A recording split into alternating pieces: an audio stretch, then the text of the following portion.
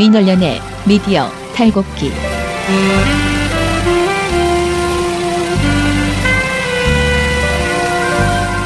민원련의 미디어 탈곡기 172회를 시작하겠습니다. 예, 안녕하세요. 저는 민원련의 김원경 사무처장이고요. 미디어 탈곡기의 이장입니다. 네, 저는 부녀회장 배나은 활동가입니다. 예, 저희가 오늘 완전체로 돌아오기로 하였으나 제가 돌아오자마자 이봉호 활동가가 아프다며 휴가를 그것도 전체를 쓰지도 못하고 11시 반에 반의 반차 4분의 1차를 쓰고 지금 출근을 못하고 있는 상황입니다. 그래서 기다렸다가 끝까지 시켜볼까 하다가 그냥 저희끼리 둘이서 오늘 방송을 하려고 합니다. 우리 아빠는 슈퍼맨이에요. 종편 막말 패널들도 퇴출시켰고요. 보도지침 책도 만들었고요. KBS, MBC 적폐의 사진도 퇴출시켰고요. 언론교육도 하고요. 매일매일 방송과 신문을 감시해요. 너희 아버지 뭐 하시는데? 민원연 후원해요. 언론을 정상화시키는 확실한 길. 한 달에 10,000원 민원연 후원으로 가능합니다. 저는 병원에 잘 다녀왔습니다. 물론 별로 쉰 것 같지는 않습니다. 왜냐하면 얼핏 보셨겠지만 제가 이제 토요일 날 수술을 하고 월요일 날은 정말 쉬었거든요. 왜냐하면 움직일 수 없었으니까 그날 푹 쉬었는데 화요일 날 오전에 국회에서 토론회가 있고 점심에 정봉주의 품격 시대를 나가고 저녁에 그 보도지침 북 콘서트를 하고 그리고는 이제 수요일 날은 내내 병원 이런저런 병원을 더 추가로 검사를 하러 다니느라고요. 하루 종일 돌아다니다가 저녁에 시상식을 하고 그래도 연말에 무지하게 많이 쉬었다. 그리고 드디어 우리에게 휴가가 오기 때문에 일단 저희는 다음 주 화요일부터 금요일까지 4일을 휴무를 하는데 이것 때문에 이렇게 쭉 쉬어보니까 딱 열흘을 놀게 되더라고요. 토요일 내일부터 그 다음 주 월요일까지 이제 휴일이기 때문에 딱 열흘의 휴가를 우리가 즐길 수가 있습니다. 그 지난번에 추석 대목 같은 휴일 거기에 버금가는 휴일을 우리가 또 하나 갖게 되었다. 그렇고요. 그래서 민원연 팔자 좋네 이런 소리 하실 분들도 있을 것 같은데 아무튼 민원연은 박근혜 이명박 정부 시기에 정말 점점 더 나빠지는 언론 장악과 보수 언론의 폐해에 맞서서 사실 그동안 거의 쉴 수가 없었고요. 특히 저는 이제 딱 2014년 3월에 돌아왔는데 돌아오자마자 사무처도 너무 이제 힘들었고 안 좋은 상태에 있었고 다 지쳐 있었고 그런 상태에서 선거보도를 시작을 했고요. 그때 바로 세월호가 터져가지고 세월호 보도 참사 모니터 하느라고 진짜 그동안 계속 지금보다 그때가 훨씬 힘들었거든요. 그래서 정말 마음에 상처를 많이 받으면서 그러니까 세월호 보도를 보면서 모니터를 한다는 게 사실 쉽지가 않았어요. 그러니까 진짜 트라우마가 생기더라고요. 너무 계속 그런 것들을 보니까. 네, 그렇게 참사 모니터를 하고 그리고 그 이후에 제대로 된 세월호 특별법을 만드는 것을 방해하는 그런 여러 가지 외국 언론의 상태를 모니터하면서 진짜 정말 맨날 욕하면서 그렇게 살다가 총선을 저희가 했고요. 그리고 총선 끝나자마자 파파이스 사태가 터지면서 저희가 무척 바빠져가지고 물론 행복한 비명이었지만은 아무튼 정신 못 차리고 계속 달려왔거든요. 그리고 탄핵이었고 그리고 대선을 치렀고요. 대선 치르자마자 중간에 이제 우리가 굉장히 노력했던 종편 재승인 대응이 있었죠. 그리고 이제 대선을 치르자마자 사실 대선 치르고 제가 한 번 좀 무너졌었거든요. 너무 지쳐가지고 그때 못하겠다 더 이상은 이런 생각이 들었었는데 근데 사실 우리가 대선 때 미디어 탈곡기를 시작하고 그래서 이게 무너질 수가 없는 거예요. 또 벌려놓은 일이 있으니까. 그래서 그냥 버티고 가다가 이놈의 KBS, MBC 정상화 시민행동이 떴습니다. 이게 내가 내 손을 칠 수밖에 없는 게 우리가 하자고 그렇게 KM한테 졸라가지고 이거를 했는데 그냥 합시다 해서 그 더운 여름에 이제 여름이 시작될 즈음에 이거를 만들기 위해서 엄청 이제 그 졸르고 졸라서 서로 논의를 해서 시작을 했어요. 왜냐하면 그때 당시에는 이것을 하는 게 시기상조가 아닌가라는 6월 초에 우리가 이걸 하자고 이제 얘기를 했으니까 그래서 여러 번의 논의를 거쳐서 이제 7월에 이제 발족식을 하게 되고요. 그리고 나서 그 더운 여름에 우리 팥빙수 처음 먹던 그 촛불 집회, 그 집회부터 시작해서 지금까지 어찌됐든 20회를 쭉 해왔잖아요. 근데 그게 이제 금요일마다 모두 다 같이 그렇게 맨날 집회를 나가는 게 저희한테 보통 일이 아니었어요. 그래서 이래저래 해서 진짜 너무했다. 해도 너무했다. 기계도 이렇게는 안 쓴다라는 생각을 저희가 좀 많이 하고 있었어요. 그런데 요번에 이제 지난번 그 창립기념일 날 저희 그날 이제 행사 끝나고 뒤풀이해서 저희 박서근 대표께서 이제 계속 최승호 사장과 그 손석희 사장이 이렇게 앞에 앉아 있고 이렇게 제가 옆에 앉아 있는데 계속 우리가 정말 엄청 고생했다는 얘기를 계속 하시다가 김원경처장이 몸이 이제 갔다. 몸이 가서 당분간 일을 못할 것 같다. 막 이렇게 얘기를 하고 계속 내가 좀 이제 미안하다. 너무 일을 많이 해서 김 처장이 좀 쉬어야 될 것 같다. 이런 얘기를 계속 하셨어요. 그러더니 이제 그쪽에 가가지고 젊은 활동가들이랑 얘기하다가 이게 다 같이 쉬어야겠구나.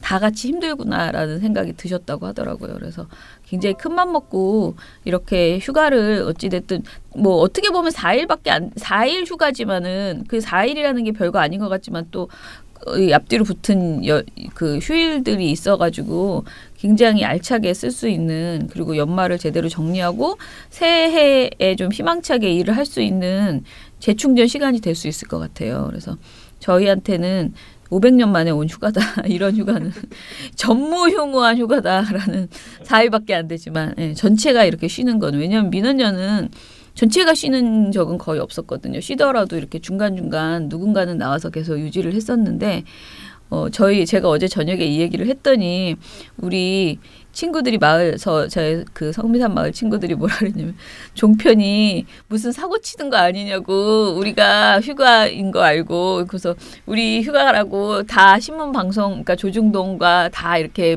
보내라고 그럼 자기들도 되게 좋아할 거라고 우리 한번 크게 사고 쳐보자 이러면서 얘네가 움직이나 안 움직이나 보자 이러면서 아무리 사고를 치셔도 저희는 움직이지 않으려고 생각하고 있습니다.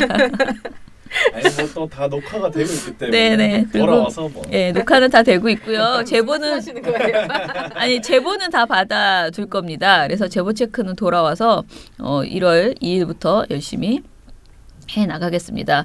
모두들 꿈과 계획이 있겠지만은 진짜 늘어지게 쉬었으면 좋겠다. 그런 생각을 해봅니다. 자, 이걸로 긴 휴가를 가는 그 구구절절 사연을 마치고 이제 미디어 스크랩을 하겠습니다.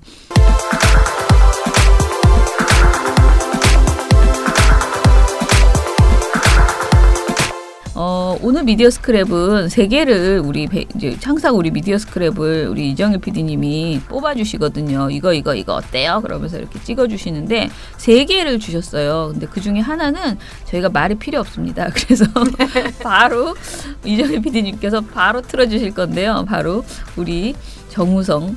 우리 정우성.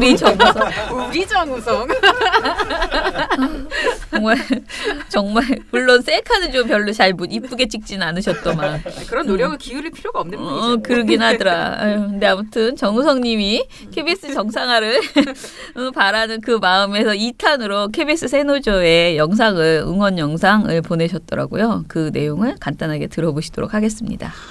안녕하세요. KBS 새노조 조합원 여러분. 배우 정우성입니다. 유엔 난민기구 친선대사 자격으로 뉴스에 출연하게 된 것이 계기가 되어 이렇게 여러분에게 응원의 메시지를 전하게 됐습니다. 어제 뉴스 출연을 위해서 KBS 별관에 들어서는데 그 흥량한 분위기가 저에게는 굉장히 무겁게 다가왔습니다. 파업을 이야기로 전해 듣는 것과 눈으로 목격하는 것은 정말 다른 분위기였고요. 사무실에 들어서는 순간 주인을 잃은 책상들이 즐비했고 그 스산하고 적막한 분위기는 마치 지난 KBS의 순환의 역사에 대한 고통과 통증을 아주 냉담하고 차갑고 그리고 거칠게 토해내는 울부짖는 소리처럼 다가왔습니다. KBS가 공영방송으로서 참 많은 실수를 했습니다. 그로 인해서 시청자는 상처받고 외면당하고 또 그로 인해 시청자는 KBS를 외면하고 이제는 무시하는 처지까지 다다른 것 같습니다. KBS 새노조 여러분께서 광화문에서 자성의 목소리를 담아 이어 말하기를 하고 있는 것을 알고 있습니다. 돌아선 시청자의 눈과 귀, 마음을 돌리기는 쉽지 않으리라 생각합니다. 하지만 여러분의 진정성이 담긴 소리로 인내력과 끈기를 갖고 이어간다면 이 차디찬 겨울 공기를 뚫고 광화문을 넘어 전국에 있는 시청자와 국민들의 마음에 전달되어 그들의 눈과 귀가 여러분에게로 또 KBS에게로 돌아오리라 생각합니다. 어제가 파업 108일째라고 전해 들었습니다. 오늘이 파업 109일째. 월급 없는 3개월. 여러분 참 쉽지 않겠네요. 네. 하지만 그 수천 명의 사람들이 공영방송의 정상화를 위해서 힘과 의식을 모아 월급을 포기하고 함께 싸워나가는 것은 정말 멋지고 응원받아야 될 일이라고 생각합니다. 여러분 지치지 마세요. 여러분은 혼자가 아닙니다. KBS가 공영방송으로서의 제대로 된 모습을 찾길 바라는 시청자와 국민들이 여러분을 곁에서 응원할 것입니다. 힘내세요! 두 번째 소식은요. 저희가 지역 MBC는 그럼 대체 어떻게 되는 거냐. 지금 해결이 안 되고 있는 거 아니냐 그런 얘기를 계속 했었잖아요. 네. 근데 김장겸 체제에서 선임된 그 MBC 지역사 그리고 계열사 사장의 정리 작업이 이제 본격화되고 있다고 합니다. 21일 날 방송문화진흥회 정기이사에 출석을 해서요. 춘천, 영동, 울산, 광주 4개 지역사 사장과 그다음에 김엽 MBC 아카데미 사장 그리고 네. 전영배 CNI 사장 해임안이 다 협의가 됐대요. 네. 근데 사유가 3가지입니다. 경영 능력 부재, 조직 통할 능력 부적격, 방송 파행 책임 이렇게 3가지입니다. 적절한 이유입니다. 네, 이렇게 돼 있는데요. 사실 이번에 해임안 협의 대상이 된 지역사와 계열사들은 MBC가 지분을 100% 보유하고 있는 곳들이래요. 네, 그래서 이렇게 이번에 확정이 되는 것이고요. 나머지 소액주주 등의 이제 지분이 분산되어 있는 지역사들 같은 경우는 협의 절차를 조금 더 거쳐 나가야 될 것이라고 합니다. 네. 네, 웃긴 게 이 말이, 그러니까 최승호 사장이 이렇게 얘기를 하니까 네. 일부 야권 이사들이 해임 사유가 불분명하다 막 이러면서 좀 항의를 했다고 해요. 근데 이보다 더 정확한 해임 사유가 또 어디에 있을까요? 네. 네, 그런 얘기들이 있었다고 합니다. 어쨌든 좀 이렇게 진행이 되고 있는 모양입니다. 뭐 그냥 불만이 많겠죠. 말이라도 할 수 있겠다. 네. 자, 두 번째 소식은 저희가 이제 이걸 논평을 써야 되나 막 고민하고 있었던 사안인데요. YTN 문제입니다. 그 YTN이 주총이 오늘 원래 있어야 되는 날이었는데요. 네. 일단은 파국을 피한 YTN 노사 사장 선임 잠정 중단이라는 기사가 떴습니다. 제가 지금 말씀드린 거는 PD저널 기사고요.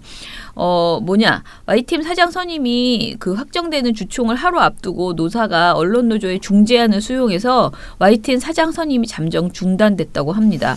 그러니까 20일과 21일 파업 찬반 투표를 진행한 언론노조 YTN 지부는 결과 발표를 보류하기로 했다는 거예요. 근데 사실 우리는 상식적으로 결과가 무엇이 나왔을지 뻔히 보이잖아요. 그런데 어찌됐든 그 결과를 보류를 하고 언론노조 중재안을 받아들이기로 했다라고 하는데요. YTN 비대위가 낸 성명에는 최남수 내정자의 부적격성과 극에 달한 구성원들의 분노를 봤을 때는 더 이상 협상이나 중재가 무의미하다는 의견도 있었지만 주주총회에서 정면 충돌하는 파국만은 막고 싶다는 상급 단체의 간절한 요청을 받아들이기로 결정했다라고 이유를 설명을 했습니다. 그래서 지금 현재 그냥 YTN 노조위원장은 18일 오전부터 단식 투쟁에 돌입한 상태이고 이 상태에서 계속 그냥 평행선으로 가고 있는 그런 상황이라고 보시면 될 것 같아요.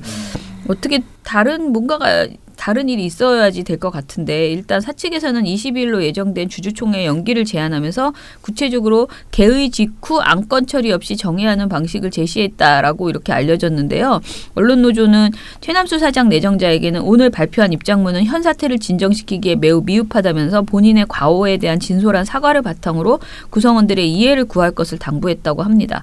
저는 언론노조의 정확한 그 제안서를 정확하게 보지는 못했는데 이 말을 봤을 때는 언론노조에서도 지금 최남수 사장이 정말 진솔한 사과를 한다면 과오에 대해서 사과를 한다면 그리고 구성원들의 이해를 구해야 한다면 구할 수 있다면 우리는 용납하겠다 이렇게 물론 사실 당사자는 YTN 노조이기 때문에 뭐 상급단체인 언론노조나 또는 민원연이나 이 바깥에서 막 이렇게 얘기하는 것들은 어떻게 보면 좀 그 참고사항일 뿐이지 본인들이 결정해야 되겠죠. 그런데 어찌됐든 이런 의견을 언론노조에서 냈다고 하고요. 최남수 내정자는 YTN 사내 게시판에 올린 입장문에서 열린 자세로 언제든 노조와 만나겠다. 주주총회 정상적 진행에 협조해달라. 취임 후 적절한 시기에 그 평가를 받겠다라면서 중간 평가를 언급하기도 했다고 합니다. YTN 비대위는 중재 요청을 받아들인 것이 최남수 내정자를 수용한다는 것은 아니다. 주주총회를 용인하는 것이 아니라 사장 선임 절차를 유예시킨 것이다. 라고 강조를 했습니다. 아, 근데 이게 너무 길어지고요. 소식이 아니네요, 뭔가. 예, 길어지고요. 진짜 좀 답답해요. 예. 막 앞이 보이지 않는 그런 느낌이 좀 있어가지고. 아무튼 사측 마지막 말씀. 회사는 노조가 상급단체인 언론노조의 중재안을 수용한 것을 높이 평가한다. 회사의 앞날을 위해 다행으로 생각한다. 근데 이런 말 들으면 좀 얄밉지 않아요? 그러니까 너무 지금 누구 때문에 이렇게 된 거지? 그러니까 이놈의 회사, 이놈의 사측. 아무튼 저는 그래도 최남수 사장이 부적절하다는 생각은 여전하고요. 왜 이런 인사를 그 이사회가 그 이런 사람을 추천을 해가지고 이런 파국을 하게 됐는지 이왕이면은 YTN이 우리가 바라는 건 딱 하나잖아요. YTN이 제대로 된 방송을 내놓는 방송사가 되기를 MBC처럼 그냥 깔끔하게 정상화의 길을 가는 그런 모양새였으면 좋겠는데 최남수 사장으로 과연 그런 YTN을 기대할 수 있을까? 저는 계속 아니라는 생각이 들어서 계속 꿉꿉합니다. 예, 어찌됐든 그렇다고 내가 옆에서 바람을 넣어서 파업을 할 수도 없는 거고 왜냐면 그게 잘 될 거라는 보장이 지금 전국에서 안 보여요. 그래서 여러 가지 측면에서 좀 고민이 되는 일인 것 같습니다.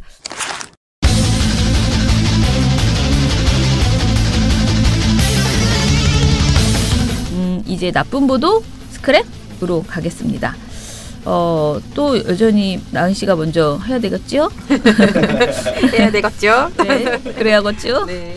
오우 씨도 없으니. 지난 18일 경기도 평택시 GS건설 아파트 공사 현장에서 타워 크레인 사고가 발생했습니다. 근데 이게 경기도 용인시 물류센터 그 신축 공사장에서 타워 크레인 사고 발생한 지 9일 만에 일어난 거예요. 네. 그러니까 그리고 또 그 이전에도 사고가 났었고 계속 같은 일이 반복되고 있는 거죠. 근데 이번 사고에서는 작업자 1명이 사망을 했고요. 4명은 이제 부상을 입은 상황입니다. 근데 이번 사고도 다른 사고들하고 똑같이 타워 크레인 지지대라는 게 있어요. 그러니까 타워 크레인이라는 게 고층 건물에서 작업을 하기 위해서 세워놓는 건데 그 지지대를 이제 높이면서 작업자들이 거기에 이렇게 붙어서 일을 하고 있는 거죠. 근데 그게 20층에서 22층 이렇게 올리는 과정에서 인상 과정에서 그 인상 작업이라고 하는데 그 과정에서 이게 툭 떨어졌다고 하는 거예요. 무서워. 정말 무서운 거예요. 이게 그 작업자들은 지금 현재 무서워서 일을 할 수가 없다. 그러니까. 그런 얘기까지 하고 있는 상황입니다. 근데 일단 사고 원인은 아직 규명이 안 됐어요. 1차 그 관계기관 합동 감식은 20일 오후에 이뤄졌고요. 그냥 현장만 보고 증언만 들어서는 알 수가 없어요, 다. 그러니까 그 기계를 가져가서 해체를 해서 부품을 봐야 됩니다. 이 2차 정밀 감식은 아직 진행은 안 됐고 진행할 예정인 거죠. 그리고 경찰서 같은 경우는 별도로 사건을 수사를 하고 있는데요. 타워크레인 정직 점검 내역 그리고 노동자들이 안전수칙을 준수했는지 이런 여부들을 지금 살펴보고 있다고 합니다. 근데 사실 이런 안전사고가 났을 때 가장 나오면 안 되는 보도라고 할 만한 게 섣부르게 그 사고 원인을 짐작을 하고 그 짐작할 때 그거를 개인 그 사고를 당한 작업자 탓으로 몰아붙이는 네. 그런 기사라고 저는 사실 생각을 하거든요. 그 예전에 조선일보가 구의역 그 사건 때 냈던 보도 혹시 기억이 나세요? 보도해가지고. 네, 맞습니다. 그때 아이가 2호선 잘못한 것처럼 네네 말했죠. 맞아요. 그 2호선 구의역 스크린도어 수리기사 사망사고 직후에 조선일보가 사고가 수리기사의 휴대폰 사용 때문이었다라는 말도 안 되는 보도를 보도를 냈죠. 근데 이건 오보입니다. 그리고 나중에 인정했어요. 정정 보도까지 했죠. 근데 경찰 조사 결과가 나오기 전에 이렇게 말했는데 조사 결과 나오니까 아니었고 그러면 나중에 아무리 조선일보가 오보 인정을 하고 잘못했다고 해도 이미 사람들한테 상처를 주고 이미지 그 당시에 막 욕먹었던 거 생각하면 돌이킬 수 없는 일이죠. 그래서 이런 보도는 사실 굉장히 주의를 해야 되는데 나왔습니다. 네, 나와서 그 부분에 대해서 좀 얘기를 해보려고 해요. 우선 방송신문을 다 같이 봤고요. 보도량 같은 경우에는 보도를 아예 하는 매체는 없습니다. 신문방송 통틀어서. 다만 경향신문, 동아일보, 채널A에는요. 사고 난 직후에는 보도를 안 냅니다. 좀 그게 난 다음 날, 그 다다음 날 이런 식으로 보도를 내놓습니다. JTBC도 사고 당일에는 단신 처리를 합니다. 네, 이 정도고요. 본격적으로 문제 보도가 되는 건 TV조선입니다. 조선일보의 어떤 정신을 계승받아. 그런 거 계승 안 했어요. 네, 그런 그 정신을 쉐어하면서 이렇게 보도를 냈는데요. 뭐냐면 사고 당일날 내놓은 열흘 만에 또 크레인 사고 1명 사망이라는 보도입니다. 이 보도는 뭐냐면요. 계속 사망한 작업자가 안전수칙을 위반했을지도 모른다는 뉘앙스를 풍깁니다. 네. 근데 이 시기에는요. 아직 아무것도 안 밝혀진 상황이에요. 그리고 보도마다 조금씩 달라요. 벨트를 맸는데 그게 약해서 끊어졌는지 아예 안 맸는지가 매체마다 달라요. 그러면 이렇게 강하게 말하면 안 되는 것이거든요. 근데 TV조선 요 보도는 앵커 멘트부터가 또 크레인 사고가 났습니다. 평택의 아파트 공장에서 타워 크레인이 무너져 근로자 1명이 숨졌습니다. 동료 근로자 4명은 추락 방지용 안전띠를 맨 덕에 목숨을 건졌습니다. 이상배 기자입니다. 이렇게 얘기를 하고요. 이어서 기자도 이 사고로 크레인 위에 있던 53살 정모 씨가 떨어져 숨졌습니다. 함께 있던 48살 이모 씨 등 4명은 가볍게 다쳤습니다. 이 씨 등은 추락 방지 안전벨트를 착용해 목숨을 건졌습니다. 이때 자료 화면에 자막으로도 추락 방지용 안전벨트 착용한 4명은 경상 이렇게 또 강조를 합니다. 그런 다음에 TV조선이 익명의 경찰 관계자 멘트를 소개해 주는데요. 벨트 한 사람들은 안에서 안 떨어졌고 여기도 벨트를 했는지 안 했는지 조사해봐야 돼 지금. 벨트를 한 사람들은 다 안에서 안 떨어졌고 사망자는 여기서 벨트를 했는지 안 했는지 조사해봐야 라는 멘트가 나옵니다. 자 그러면 경찰 관계자 말만 들어도 자 맨 사람들은 어쨌든 살았는데 떨어진 사람이 맸는지 안 맸는지 몰라. 모르는데 지금 TV조선 앞에 그 설명만 보면은 뭔가 사망한 사람은 벨트를 안 매서 떨어져서 사고가 난 것 같아. 그렇잖아요. 근데 이렇게 강조했다는 것 자체가 약간 부적절하다는 생각이 들고요. 같은 날 SBS도 또 타워 크레인 사고 1명 사망이라는 보도에서 그 결함 가능성 이런 거에 대한 언급 일치 없이 그냥 숨진 근로자는 다른 사람과 달리 안전고리를 매지 않은 것으로 조사됐습니다. 라고 네, 그냥 그렇게 얘기를 해버리는 거죠. 자, 조선일보는요. 다음 날 이제 19일자 보도죠. 중리신문이니까 8일 전 안전 판정받은 타워 크레인이 부러졌다 해서 이 씨 등 3명은 안전고리를 착용해 추락을 면했던 것으로 조사됐다라고 얘기를 합니다. 근데 조선일보는요. TV조선보다는 좀 나았던 게 뭐냐면 형식적인 어떤 안전검사 문제 같은 것도 같이 얘기를 해요. 그러니까 이런 것도 가능성이 있지만 이것도 가능성이 있다고 계속 집어주는 거예요. 그러면 괜찮죠. 그러면 여러 가지 가능성 열어둔 건데 TV조선은 보도 처음부터 끝까지 이 얘기밖에 안 합니다.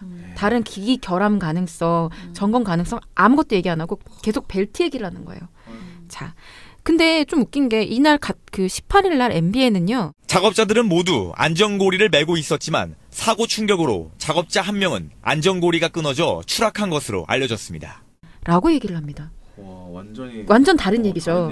그러니까 지금 뭐 거의 아무 말 대잔치를 각기 다른 취재원한테들은 다른 정보를 그냥 막 얘기를 해버리고 있는 거예요. 단정지어서. 근데 사실 어떤 언론의 취재 결과가 사실에 부합할지는 알 수 없습니다. 현재로서는 이거는 최종 조사 결과가 나와야 알 수 있는데요. 이렇게 아까 말씀드린 것처럼 조사 결과가 나오기 전에 작업자의 안전수칙 미이행 요 부분만 부각을 하면 어떤 구조적인 결합은 다 감춰지고 개인의 잘못으로 갈 수밖에 없다는 것이죠.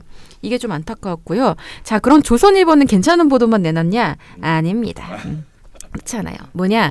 아주 또 유니크한 보도인데 이 보도 보고 너무 사실 이 보고서를 써야겠다고 생각한 게 이 기사를 봐서 그런 것도 있습니다. 20일자 보도인데요.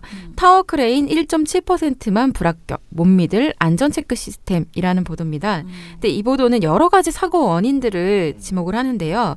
자, 믿을 수 없는 타워 크레인 안전검사, 설치 해체업자 부족과 부실한 자격 요건, 연식도 제대로 모른 장비 이런 것과 함께 크레인 현장에서 막강한 민주노총. 뭐야 그게? 이거 얼핏 들으면 당치 이해가 안 되죠. 뭐야? 저도 정말 깜짝 놀랐는데요. 자, 이걸 별도 이제 카테고리로 딱 묶어서 얘네가 말을 해주는데요. 업계에서는 크레인 공사 현장에서 벌어지는 민노총의 갑질도 안전을 위협하는 요인 중 하나라고 지적한다. 민노총 건설노조 타워크레인 분과는 타워크레인 근로자 85%가 소속된 최대 노조다. 평택 타워크레인 사고는 민노총 소속인 운전기사가 임시로 교체된 가운데 발생한 것으로 확인됐다. 타워크레인을 높이는 작업, 그러니까 인상 작업이죠. 을 앞두고 운전기사가 위험하고 까다롭다라며 작업을 거부하자 크레인 임대업체에서 부랴부랴 다른 기사를 데려온 것이다 라고 얘기를 합니다. 그러면서 한국노총 전국 타워크레인 건설해체 노동조합 관계자 멘트를 써주는데요. 그러니까 익명의 관계자입니다. 민노총이라는 막강한 조직을 등에 업고 설치, 해체 등 위험한 작업의 운전을 거부했다. 새로운 기사가 익숙하지 않은 기계로 위험한 작업을 하니 사고 위험이 커진 것이다 라는 발언을 소개했습니다. 자, 그러면 이 기사만 보면 정말 그 현장에 일을 해야 되는 사람이 나 노조 소속이니까 나는 이렇게 위험한 거 안 할 거야 이러면서 그냥 버텨서 급하게 미숙련 노동자가 투입이 돼서 사고가 난 것 같아 보이잖아요. 근데 그 실제 노동 그 작업을 거부한 이분이 소속된 민주노총 측에 문의를 해봤어요. 그랬더니 민주노총에서는 문제의 본질이 작업 거부 했냐 안 했냐 이걸 갑질로 볼 수 없다라는 말을 하더라고요. 그래서 얘기를 좀 설명을 드릴게요. 아까 말씀드린 것처럼 이 사고들이 계속 타워크레인 인상 작업에서 발생을 하고 있거든요. 근데 작업 현장에서는 저희는 잘 몰랐는데 일상적으로 인상 작업이 아닌 다른 일상 작업에서의 운전기사와 타워크레인 인상 작업을 할 때 그걸 조정하는 운전기사가 따로 있대요. 따로 있는데 이거를 민주노총 소속 사람들은 보통 이렇게 인상 작업을 할 때는 운전을 하지 않고 원래 그냥 다른 그 작업 외에 다른 부분에서 운전을 하시는 분들이래요. 근데 보통 통상적으로 작업 현장에서 한 명 더 섭외해서 하고 하면 인건비 들죠. 뭐 이렇게 섭외하는 기간에서 기간이 또 늘어지죠. 그럼 돈이 또 들죠. 하니까 그냥 이 사람들이 하던 작업을 계속 했다고 해요. 올리는 작업도 자기 원래 업무가 아닌데 그냥 같이 해줬대요. 근데 문제는 이 작업을 하다가 사고가 한 번 난 적이 있다고 합니다. 3년 전에 수원건설 현장에서 인상 작업에 투입됐던 그 타워크레인 운전기사가 사고로 사망을 합니다. 그러니까 자기 작업이 아닌데 하다가 사고가 나서 사망을 한 거예요. 그러니까 그때부터 민주노총이 그러면 우리는 안전을 위해서 우리가 정말 해야 되는 그 작업만 하겠다. 그렇게 현장 사정 봐주면서 뭐 부탁하고 뭐 해야 된다고 한다고 그 작업에 다 투입해주지 않겠다라는 원칙을 세운 거예요. 그래서 그 논리에 따라서 이분이 거부를 했다는 거죠. 그러면 미숙련 노동자를 당연히 원래 데리고 왔어야 될 사람이 아니라 미숙련 노동자를 막 그렇게 생각 안 하고 있다가 급하게 현장에 투입시킨 건설 현장 관계자나 이 업체 관계자가 문제가 있는 거지 이 작업을 거부한 노동자의 문제가 아니라는 거예요. 근데 마치 이 문제를 민주노총 때문인 것처럼 이렇게 설명한다는 거는 저는 너무 좀 일방적이다. 좀 그런 생각이 좀 들었습니다. 엄밀히 말하면 이 문제는 뭐 한국노총이나 민주노총 이 문제가 아니라 하청이잖아요. 다. 그러니까 무조건 기간을 줄여야 되고 나눠져 있는 업무를 나눠서 하지 않게 하는 그러니까 쪼는 그 구조의 문제거든요. 근데 이 조선일보 보도는 그런 내용이 아무것도 없죠. 네, 그래서 이거는 너무 악의적이다라는 생각이 들었습니다. 네. 근데 이제 민주노총만 들어가면은 무조건 일단은 네. 이제 뭐랄까 눈이 이렇게 쭉 찢어져가지고 소제목으로 뽑아야겠구만. 뒤집히기보다는 요거 이렇게 가슴이 막 선덕선덕 하는 거죠 또. 그런 거 아닐까? 네, 좀 그렇지 않나 생각해요. 이게 너무 억지라는 좀 느낌이 들었습니다. 저도 오늘 민주노총 얘기더라고요. 아, 그래요? 예, 신문 모니터 보고서도 어제 이제 하나 발표했던 게 네. 있는데요. 이제 신문은 아예 이제 민주노총 당신 농성 관련된 내용입니다. 네. 사실 이거는 방송 보도에서도 했죠. 네, 방송 했어요. 모니터에서도. 예. 그래서 사실 특별한 뭐 내용은 아니더라고요. 거의 똑같아. 신문도 그렇다. 네. 신문도 마찬가지라는 내용이었어요. 그런데 어찌됐든 이제 이영주 사무총장이 지금 수배 중인 상황에서 단신 농성에 더불어민주당 당대표실을 점거하고 당신 농성에 들어간 상황입니다. 이제 단신 농성을 시작하면서 점거 농성을 시작하면서 민주노총이 내세운 거는 한상균 위원장 석방, 이영주 사무총장 수배 해제, 그리고 노동시간 연장을 골자로 한 근로기준법 개정 중단을 요구를 했습니다. 그런데 이 중에서 많은 언론들이 집중한 것은 뭐냐면은 왜 이영주 사무총장을 잡아가지 않느냐라는 것이었어요. 아 정말 황당하네요. 솔직히 이 사람이 자기 수배 해제를 요구하면 왜 네가 왜 수배 해제를 받으면 해제를 받아야 돼?라고 질문을 해야 되는데 절대 그러지 않습니다. 저거 잡아라 저거. 이 정부는 정말 마음에 안 들어. 경찰이 다 왜 이래? 뭐 이런 태도였습니다. 일단은 가장 많이 보도한 곳은 어딜까요? 가장 많이 보도한 것. 조선일보. 그렇죠. 역시 요즘 조선일보만 열일하십니다. 그러니까요. 특히 동아일보 정말 큰일입니다. 보수 언론의 정체를 잃어가고 있는 지금 동아일보. 박근혜가 가장 아끼던 동아일보. 그러니까 힘을 잃었어요. 그렇다고 뭐 특별히 또 개선된 모습을 보이지도 못하면서 그저 보도를 하지 않는. 추억에 잠겨서 지금 힘든 시간. 조선일보는 사설을 포함해서 4건을 보도를 했어요. 그리고 중앙일보는 사설을 포함해서 2건. 그러니까 기사 하나, 사설 하나. 그리고 동아일보 1건 보도했습니다. 그리고 경향신문 한겨레는 1건도 보도하지 않았고요. 한국일보는 사진 기사를 1건을 보도를 했습니다. 제가 말씀드린 건 19일에서 20일 이틀 동안 보도 내용입니다. 자, 그런데 열일하신 조선일보는 특히 이틀 동안 19일, 20일 내내 일면 보도로 관련 보도를 내놨어요. 그런데 19일자 제목은 그나마 다행이에요. 수배 풀어달라. 2년 도피 민노총 사무총장 민주당 대표실 검거였습니다. 근데 20일 날 제목은 뭐냐면 2년째 활동하는 수배자 검경은 알고도 안 잡고 장관은 그를 면담했다. 이게 12월 20일 거예요? 네. 12월 20일에 일면에 배치된 보도의 제목이었습니다. 자, 그래서 이제 딱 제목만 봐도 얘네 프레임이 뭐구나 아실 텐데요. 조선일보와 중앙일보에 공통적으로 가지고 있는 프레임이 딱 2개예요. 촛불 청구서이다.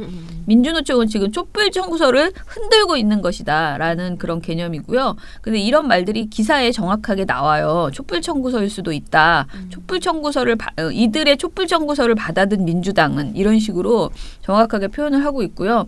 2번째는 이들이 불법 행위를 하고 있는 거라는 걸 강조하는 거죠. 촛불 청구서와 불법 이 2개의 프레임을 계속 이제 하고 있는데요. 둘 다 희한하게 동아일보에서는 이런 프레임이 없고 중앙조선만 의욕이 없네요. 요새. 그러니까 의욕이 없어요. 지금 너무 나대지 말자 그러고 있는 중인가 봅니다. 조심하고 있어. 네. 중앙일보와 조선일보에서 불법 프레임을 얘기한 것은 일단은 이 사람들이 이제 이 사람이 불법 폭력 시위 주모자다라면서 징역 3년형을 선고받은 한 위원장은 수배될 때부터 노동 탄압 무리한 수사라는 논란이 굉장히 많았잖아요. 근데 이것에 대해서는 얘기하지 않고 그냥 계속 불법 시위였다라는 것을 강조를 합니다. 그리고 검경이 사무총장을 체포하지 않는다라고 강하게 비판을 해요. 그래서 조선일보에서 2년째 활동하는 수배자 검경은 알고도 안 잡고 장관은 그를 면담했다라는 그 일면 보도에서는요. 이렇게 말합니다. 이 사무총장은 당시 경찰이 한 위원장을 쫓자 한 위원장에게 승복을 주고 조계사로 도피시킨 혐의도 받고 있다. 그게 무슨 대단한 혐의야? 아니 자기 위원장이 도망갔는데 승복을 주고 조계사로 보낸 게 무슨 대단한 혐의야 지금. 그리고 그런 수배자를 눈앞에 두고도 경찰은 정말 흉악하네요. 그런 수배자를 눈앞에 두고도 경찰은 아무 움직임을 보이지 않고 있는 것이다. 체포영장이 발부된 수배자는 외국 대사관 등 이른바 치해법권이 적용되는 장소를 제외하면 어디서든 체포할 수 있다. 검경은 그의 민노총 은신 사실을 알고 있었지만 민노총 반발이 두려워 체포영장을 집행하지 못했다. 이렇게 경찰을 비판을 했습니다. 그동안 경찰이 계속 이렇게 잘못을 했나 봅니다. 네. 그리고 사설에서는 박순춘 수사 의뢰 다 감옥 보내겠다는 도끼 아닌가라는 그 보도였는데요. 여기에서 뭐라고 하냐면 딴 얘기를 하면서 반대편 사람들을 어떻게든 감옥에 보내려고 동원하는 법은 제 편 감쌀 때는 사라진다. 법이 아니라 폭력이다. 라면서 이영주 사무총장 체포는 하지 않으면서 왜 박순춘 수사 의뢰를 했느냐. 무슨 말이야. 막 이렇게 나가는 거예요. 이런 주장이에요. 그래서 명백한 범죄자들이 대표실을 불법 점거하는데도 민주당과 경찰은 법을 집행할 생각을 하지 않는다. 이렇게 비판을 했습니다. 중앙일보는 제목이 민노총의 촛불 청구서 민주당 점거로 법치 조롱하나라는 사설이었어요. 여기도 제목으로 아주 한마디 해줍니다. 내용은 각종 불법 행위에 눈 감아온 정부 대응도 이들의 초법적 요구를 부추겼다. 노동 존중이 탈법 존중이 돼선 안 된다. 정책은 정책이고 법은 법이다. 민주당은 단호하게 퇴거를 요구하고 경찰은 엄정하게 법 집행에 나서야 한다. 라면서 체포를 요구했습니다. 아니 이렇게 법 좋아하면서 왜 헌법은 자꾸 무시하죠? 그러니까 말입니다. 자, 그리고 민주노총의 촛불 청구서라는 이 표현이 그렇지 않다라면서 이제 이영주 사무총장이 국민들께 드리는 글 뭐 이런 그 편지글 같은 것을 내놨어요. 성명이죠. 그런데 여기서 보면 저희는 촛불 청구서를 이야기하지 않습니다.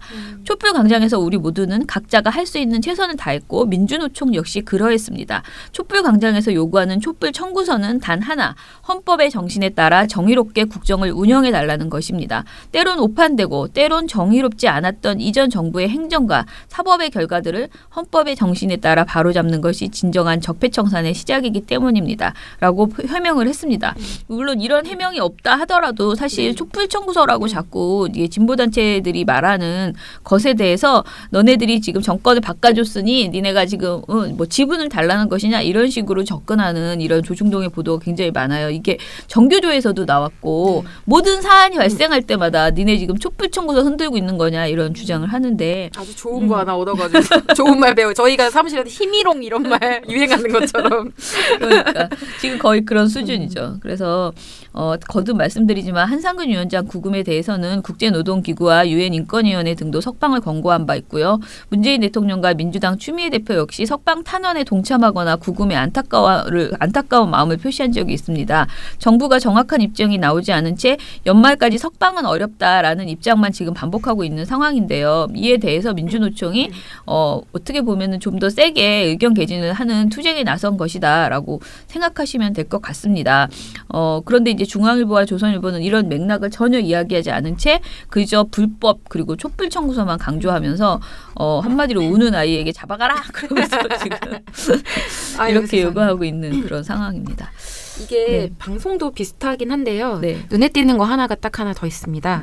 TV조선하고 채널A는요. 농성 사유 중에서 딱 두 가지만 말해요. 한상균 위원장 석방하고요. 이영주 사무총장 그 자신에 대한 수배해제 요것만 말합니다. 근데 그 근로기준법도 사실은 지금 많이 후퇴되어 있어서 이 부분이 되게 중요하거든요. 그러니까 그 민주노총이 다른 것도 할 게 되게 많은데 거기에 그 내용을 딱 집어넣은 것은 근로시간 연장 거부 이걸 집어넣은 것은 굉장히 중요하게 노동자들의 그 다른 여러 가지 조건보다 지금 제일 절박하게 개선돼야 되는 문제라고 생각한 거거든요. 근데 그거에 대해서는 지금 신문도요. 그냥 전체에서 거의 보도되지 않는 거의 그 말은 하지 않아요. 뭐 때문에 얘네가 이러고 있는지는 그냥 딱 두 개예요. 나를 풀어달라. 맞아. 나 수배 좀 해줘. 딱 그 얘기만 지금 하고 있는 상황입니다. 자, 그러면 오늘은 사실은 누가 더 나쁜지 말하기도 참 민망하네. 그죠? 뭐 누가 더 나쁘십니까? 저는 그래도 조선일보. 왜 맨날 조선일보야? 누구 거? 왜? 아니 민주노총 그거 타워크레인 기사 얼마나 억울하겠어요. 네? 아니 그게 약간 충격적이긴 한데 충격적이면 표를 주세요. 왜 맨날 나 이렇게 표를 못 받냐고.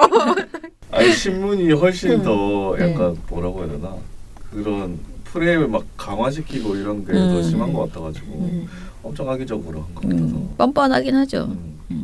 그러니까 전 인정 못합니다. 네, 어쨌든 맞아요. 좀 더 치졸하죠, 사실. 그러니까 말할 공간이 더 많아서 그런지 더 구구절절 치졸하게 말해요. 7, 6, 5, 4, 3, 2, 1. You'll never have the sacred stone. Oh, this you crazy mother. 민원연 오늘의 대댓글 보겠습니다. 제가 너무 오랫동안 댓글을 안 봐가지고요. 제가 좀 아픈 상태에서 너무 이 정치적인 거 그리고 막 이렇게 싸우는 거 이런 거 보면 스트레스 받을 것 같아서 좀 접어두고 있었거든요. 그래서 지금 보니까 뭐 어디서부터 안 읽었는지 감이 안 옵니다. 자, 일단은 제 눈에 보이는 건 저의 자유언론 신천상 수상. 지금 잠깐만요. 축하. 이렇게 사리사욕을 지금. 네, 이런 내용이 쫙 있는데 이제 이 얘기는 정말 민망하니까 이제 그만하고요. 네, 제가 진짜 그 수상 그러니까 이렇게 상을 받아서 진짜 감사드리고 특히 어르신들이 주는 그런 상이라서 엄청 감사하고 또 일회상이어서 앞으로 그 다음에 이어질 분들이 얼마나 큰 활동을 하실지 막 이렇게 혼자서 막 뿌듯해가지고 무지하게 선생님 사실 상 받는데 웃음이 나와서 죽을 뻔했습니다. 진짜 배실 계속 웃음이 나왔습니다. 예, 감사드리고요. 440416님 댓글 읽고 계신 거죠? 네네. 처장님의 자유언론 실천상 축하드립니다. 짝짝짝. 제가 처장님을 조금 더 존경하지만 민원연 모든 활동가님들을 존경하고 좋아합니다. 배나비나 쇼 너무 잘 듣고 있습니다. 차명진은 이봉우 선임 활동가도 이번에 간판다나요? 모두 수고하셨습니다. 드디어 내일은 처장님이 나오시네요. 건강하고 활기찬 목소리 기대합니다. 내일도 탈탈탈. 이거 PS가 너무 웃긴데 이 PD님한테는 그냥 시상식 날 찍은 사진 좀 보내주세요. 솜진채 발견. 아, 이게 솜진채였어? 아이디 너무 웃기다. 네. 종강 기념으로 자신에게 보도 지침을 선물하셨다는 대학생 청취자분 너무 감동이고 존경심이. 이건 저희도 진짜 어제 너무 존경의 마음으로 읽었습니다. 듣기만 한 제가 갑자기 부끄러워지네요. 아닙니다. 듣기만 해주셔도 정말 대단하십니다. 네. 그리고 정우성님 KBS 정상화 발언한 거 인기 많던데 오늘 여럿 깨어있는 시민분들 덕분에 자기 반성하고 잡니다. 미디어 탈곡기 같이 듣는 수준 높은 청취자분들과 고퀄 방송 만들어주시는 네 분 정말 감사합니다. 네, 아유 저희가 더 감사합니다. 자, 미련곰탱님은 한꺼번에 4개 엄청나게 밀린 걸 해주셨는데요. 이게 밀린 거였어요? 맨 위에 총정리를 하나 읽어주시면 될 것 같아요. 자, 처장님 복귀 및 수상 축하드립니다 하면서 뭐 쭉쭉 활동가들에 대해서 썼어요. 그러더니 이제 당일 후기를 하나씩 다 올려주셨네요. 야, 진짜 열심히 들으시네. 저는 정말 못 들었거든요. 너무 감사합니다. 네, 아유, 자, 네. 그 아래 허접지식 소비자 이렇게 다 아이디가 왜 이래? 허접지식 소비자님, 차명진 역시 좀 편하라 많아 먹으려고 작정했네. 퇴출시키던지 방송국 문 닫던지 선택지 받았다고 볼 수밖에. 아, 네, 차명진 씨. 자, 트러스트 노원님은 제가 보이는 거는 배나은 활동가를 좋아한다는 말밖에 안 보입니다. 그다음에 민원연의 엘사 부녀회장님 열혈 팬이고요. 여전히 부녀회장님의 단독 DJ 방송을 원합니다. 그렇게 쭉 쓰셨고, 근데 더 웃긴 거는 맨 밑에 이제 봉우 씨 노래에 대해서 했는데 봉봉선임님의 오늘의 폐간 시그널 좀 더 화끈하게 키워주세요. 봉보컬님의 샤우팅. 혹시 추천 조금 받으시면 스르르 이게 봉우 씨 노래거든요. 네. 스르르 요거 부르실 때 약간 클라우스 마인의 느낌이래. 아, 너무 크게 웃으시는 거 아니에요? 아니야. 내가 이 스르륵을 정말 좋아합니다. 이 빨리 들을 수 있는 노래로 나왔으면 좋겠다. 왜냐면 밴드에서 부르는 노래여가지고 내가 맨날 얘기해서 뭐라 그러는지 하도 못 알아듣겠다고 제가 항상 구박하거든요. 봉우 씨가 부르는 노래는 가사가 한국어 맞아? 내가 막 이렇게 놀리거든. 레이니 칠세님, 오늘도 즐거운 방송 감사합니다 하면서 김 처장님 수상 소식 축하해 주셨고요. 늘 시상만 하시고 진작 받으셔야 했는데 너무 기쁜 소식입니다. 품격시대도 보셨나 봐요. 제가 거기서 얼마나 횡설수설했는지. 그래서 어쨌든 비분관계하는 모습에 이제 또 좋게 보셨던 것 같고요. 그다음에 차명진 그 소식과 관련해서 MBN 이거 가지고서 MBN 심의 결과를 나중에 또 꼭 알려달라고 말씀을 해주셨어요. 아직 멀었습니다. 지금 1년 심의가 아직도 논의가 안 되고 있는 상황이라서요. 제가 보기에 내년 8월은 돼야 MBN 지금 이런 것들이 나올 것 같습니다. 네. 그래서 이제 내일이 올해 마지막 방송이라니 왠지 아쉽네요. 올 한 해는 종편 재승인의 대통령 파면, 대선 등으로 민원연 분들이 너무 많이 수고하셨습니다. 처장님의 상장 문구 마지막처럼 계속 부탁드린다는 말씀밖에 드릴 말씀이 없네요. 언제나 민원연을 응원합니다. 지금 헛웃음을 다. 근데 진짜 그 상장이 제가 그 일부러 페이스북에 한번 올렸는데 상장이 정말 요만한 그 상패에 글이 얼마나 많은지 진짜 정말 깨알같이 글이 뭐 10포인트도 안 돼. 그런 글이 가득 찼어요. 한 12줄인가 되거든요. 근데 그 맨 마지막에 앞으로도 계속 뭐 그렇게 하리라 믿어 의심치 않으며 막 이런 문구가 있어가지고 아 진짜 이 선생님들이 얼마나 나를 우려 먹으려고 이렇게 상장을 쓰셨어요. 전속 노예다. 막 이러면서 계속 이래라. 그런 생각이 들었습니다. 그래도 또 만나면 또 뭐 좋다고 막 엄청 칭찬하시면서요. 요즘 아무튼 저한테 바람을 많이 넣고 계십니다. 어디 도망갈 것 같으니까.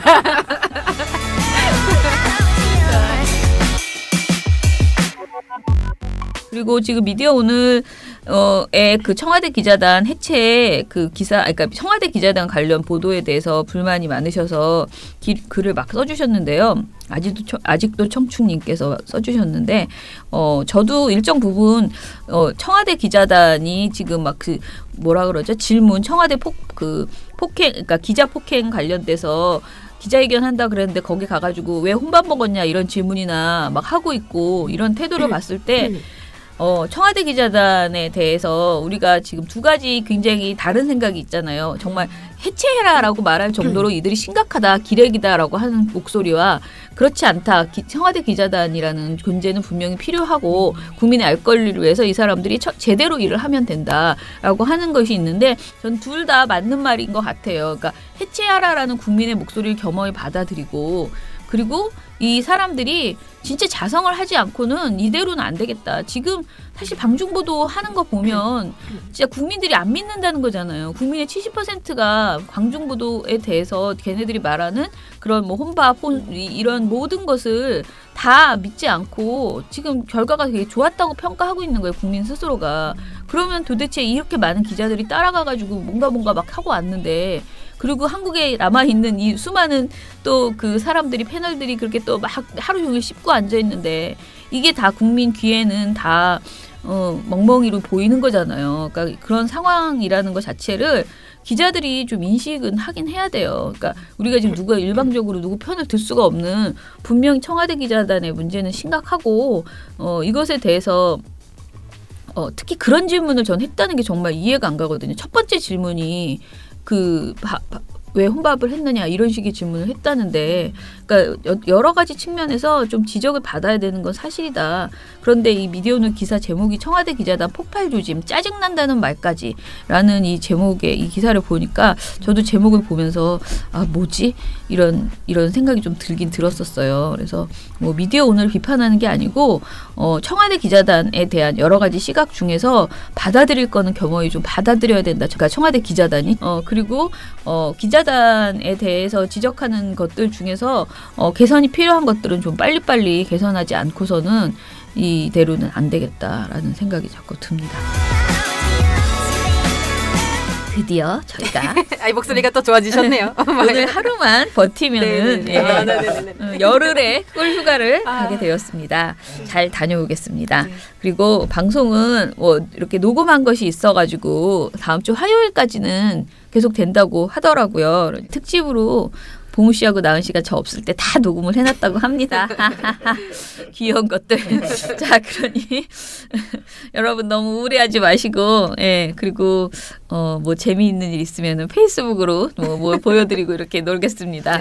민원전 페이스북에 들어오시던가 아니면은 제 페이스북에 갑자기 무슨 생중계 이런 게 뜨면 보시기 바랍니다. 뭐 재미난 거 좀 올려드리고 이래야지. 무슨 뭐 하세요 지금? 너무 하고 싶은 게 많아서 지금. 그러면은 민원연 미디어 탈곡기는 이것으로 마치고요. 도대체 언제 털어드리겠습니다 해야 될지 모르겠네. 내년입니다, 내년. 그렇군요. 민원연의 미디어 탈곡기는 내년에도 열심히 털어드리겠습니다. 탈탈탈. 안녕.